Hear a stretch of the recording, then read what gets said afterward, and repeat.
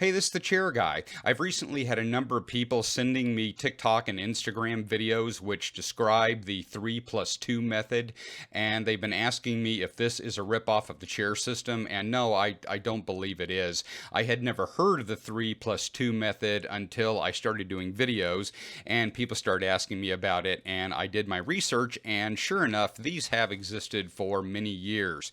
And usually they come either in this form or in this form, and apparently there are some other shapes some people use. But the 3+2 method is usually just used as a scale, and you use it to connect boxes and usually play up and down like a normal sequential scale.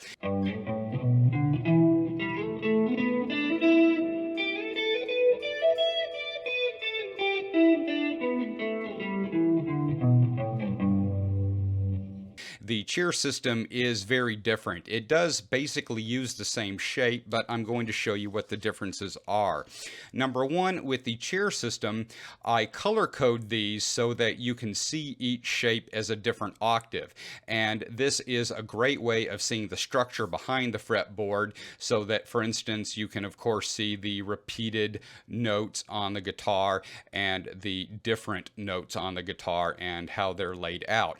Number two, I add the seat, which might seem inconsequential when you're just looking at these three chairs, but when you start looking at the broken chairs like this chair and this chair right down here, this is actually a visualization aid for showing you how the shape is the same even when it crosses the B string, and you just treat it a little bit differently.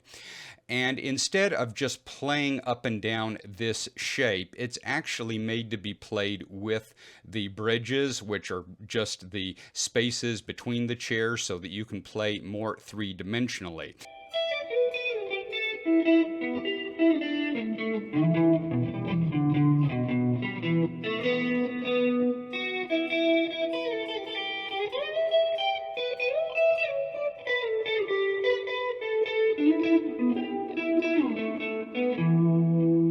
And then, of course, instead of merely looking at the fretboard pentatonically, you can start looking at it diatonically by adding these two notes and making them into extended chairs. And then later, of course, instead of looking at them as extended chairs, you'll start looking at them as full thrones. And this is where you can play fully modally all over the fretboard, three-dimensionally, and of course by three-dimensionally I mean horizontally, vertically, horizontally, and diagonally all at the same time.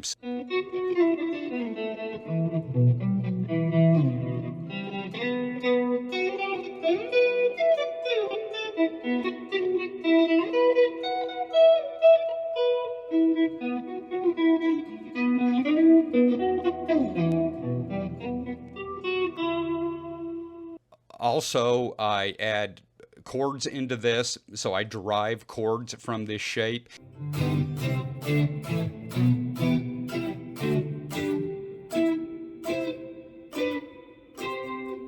So in closing, as far as I understand, the 3+2 method is more of a sequential scale, whereas I'm just using very similar shapes as building blocks to create a complete playing system from which you can derive scales and modes and chords. But I really appreciate everyone who's been very obviously watching my back. Thank you very much. And just for the people who've been asking, no, I don't actually use the stickers to play. I just use them in the videos so that you can see how I derive the playing from what I see on the fretboard. And I don't actually play like this either. It's just for Instagram.